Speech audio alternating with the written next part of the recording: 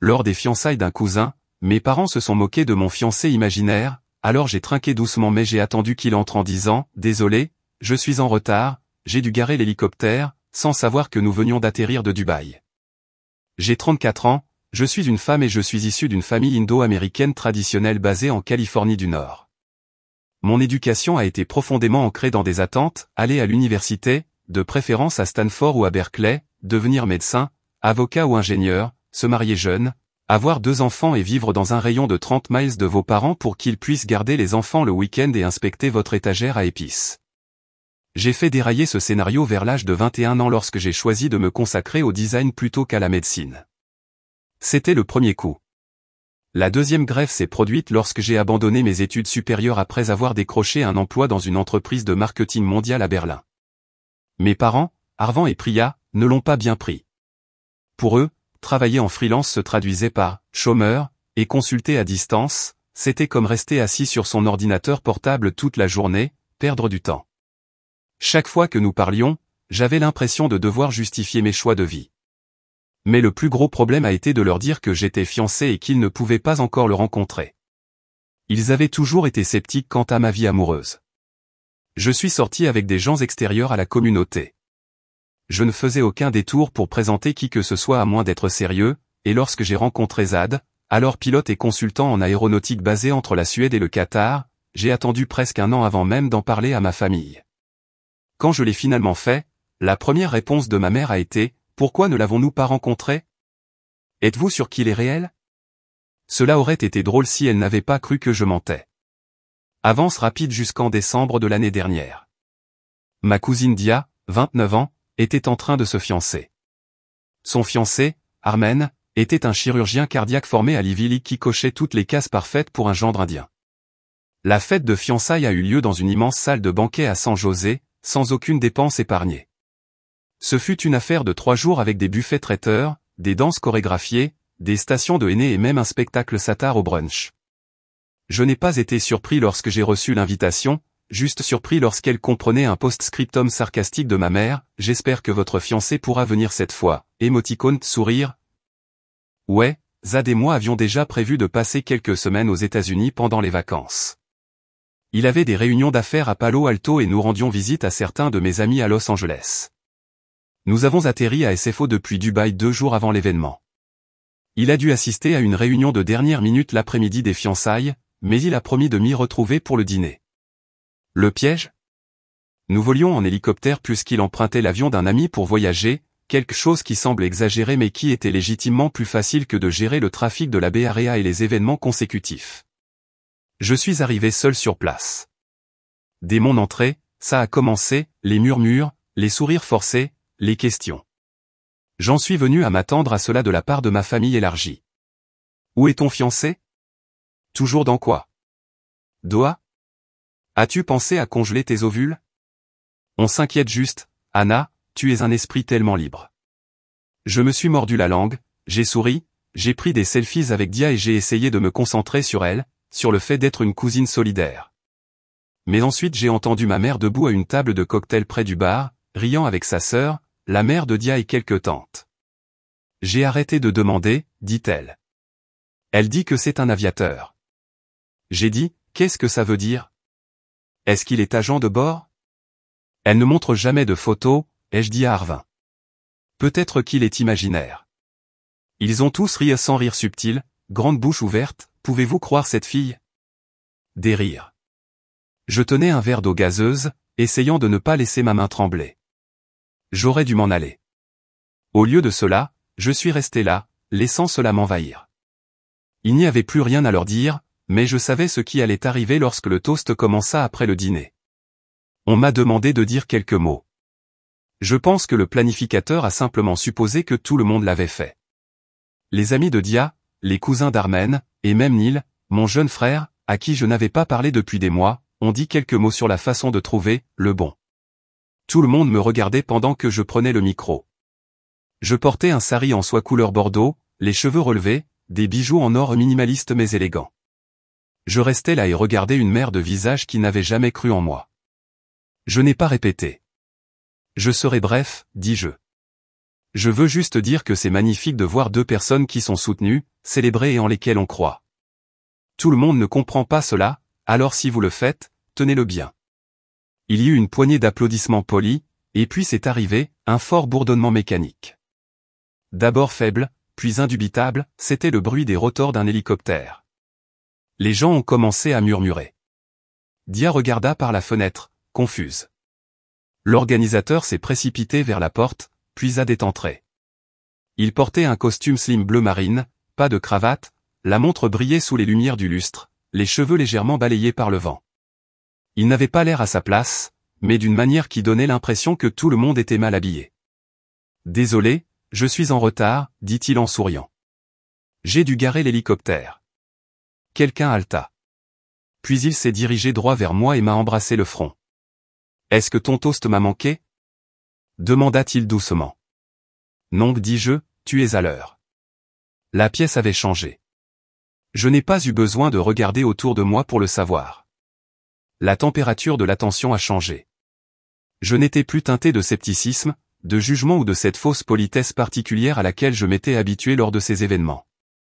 Les gens étaient curieux maintenant. Alerte.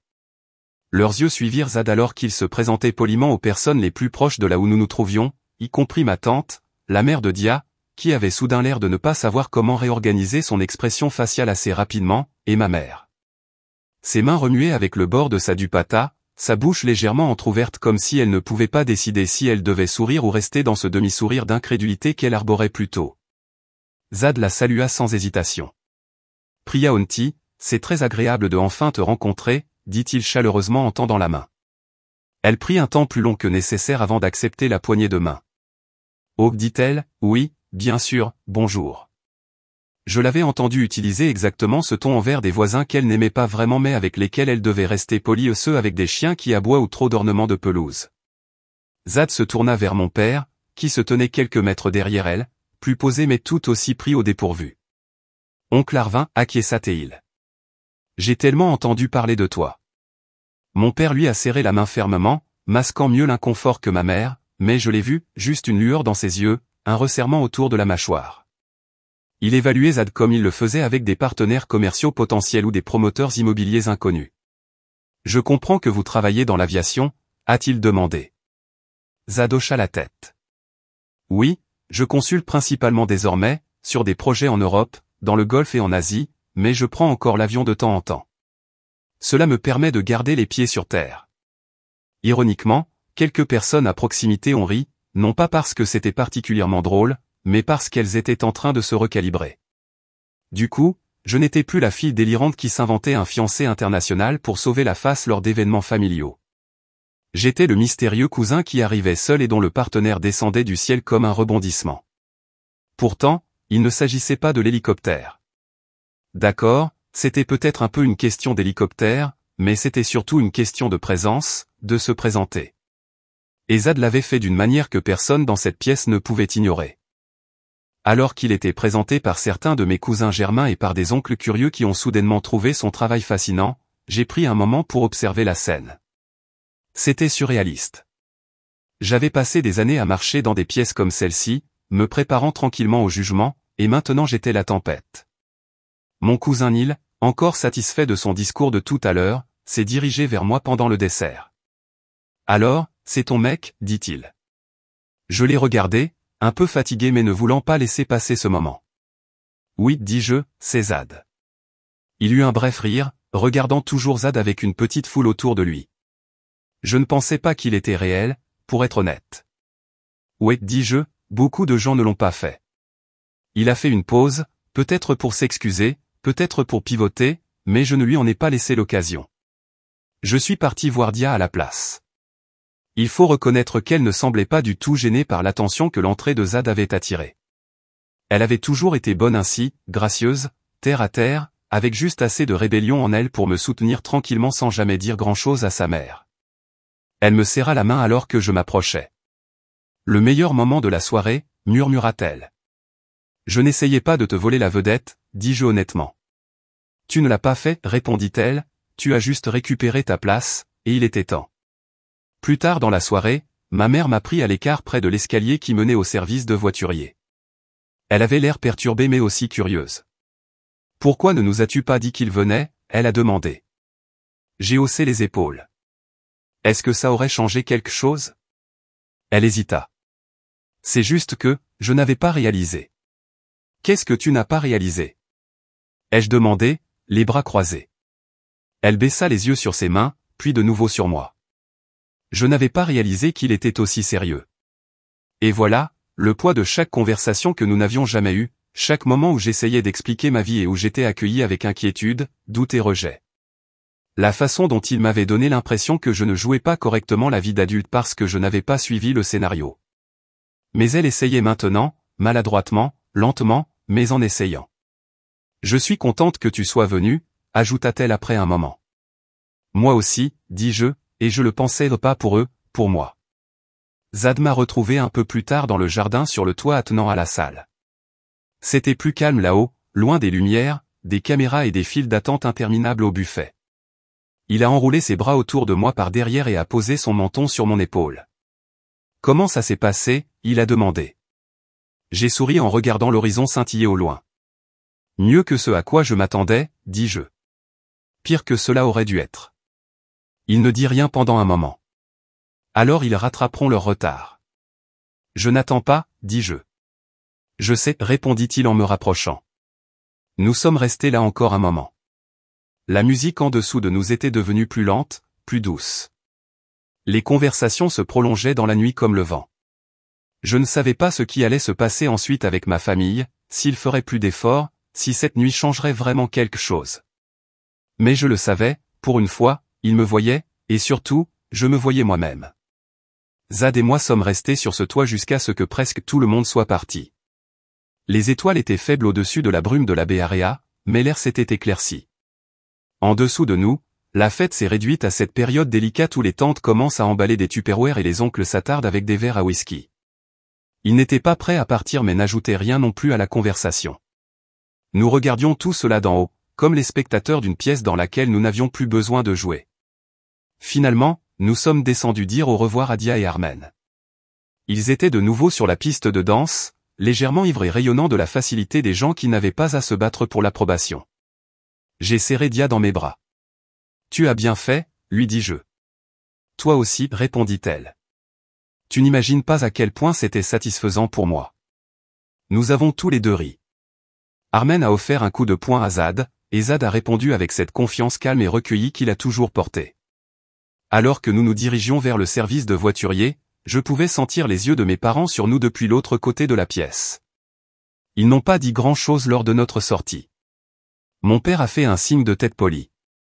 Ma mère fit à Zad un sourire aux lèvres fines qui passait presque pour de la chaleur. C'était bien. Je ne m'attendais pas à une transformation, mais je savais aussi que quelque chose avait changé. Peut-être pas de façon dramatique, pas du jour au lendemain, mais de manière tectonique. De retour à l'hôtel, j'ai enlevé mon désolé, j'ai essuyé le froid de mes yeux et je me suis effondré sur le lit avec un gémissement dramatique. C'est si mauvais? Demanda Zad, déjà à moitié sorti de son costume. Il l'a jeté sur le canapé. Pas mal, dis-je en regardant le plafond. Juste lourd. Il t'est déjà arrivé d'entrer dans une pièce où tout le monde prétend que tu es invisible, et puis tout d'un coup, ils essaient de mémoriser ton CV. Il rit. Ouais, dans la plupart des chambres. J'ai ri aussi, parce que c'était en partie la raison pour laquelle nous travaillions. Il a compris des choses que je n'ai jamais eu à expliquer 2 fois. Le regrettes-tu?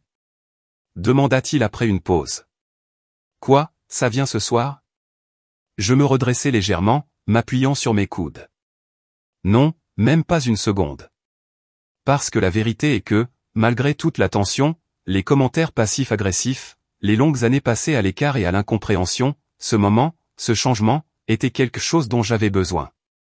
Non pas pour valider ma vie ou ma relation, mais pour affronter ce qui pesait sur moi depuis des années. Zad était allongé à côté de moi, un bras derrière la tête. Tu n'avais pas besoin que je prouve quoi que ce soit, dit-il doucement. Tu l'as déjà fait. Peut-être, mais quand même, ça a aidé. Les jours suivants furent étranges. Il n'y a pas eu de retombées explosives, pas de grandes confrontations, pas d'invitation soudaine à dîner ou d'excuses émotionnelles. Mais les choses ont commencé à bouger. Des petites choses. Mon père m'a envoyé un lien vers un article de Forbes sur l'immobilier, disant « Cela me rappelle l'un des projets que vous avez mentionné. » Lecture intéressante. Ma mère a envoyé un message lors de la discussion de groupe familial avec une photo de la fête de fiançailles, une photo où Zad et moi étions debout près de la scène, souriant. Légende, regardez qui a finalement réussi à figurer dans l'album de famille. C'était la première fois qu'elle le reconnaissait publiquement. La mère de ma tante Dia, celle qui a ri le plus fort à la blague du fiancé imaginaire, m'a envoyé une demande d'amitié sur Facebook et a aimé 3 de mes anciennes photos de voyage en Jordanie et en Croatie. Même Neil a envoyé un texto. Et, désolé si j'ai été un imbécile. C'était impressionnant. Moi? Je ne sais pas si c'est des excuses ou une introduction à une conférence TED.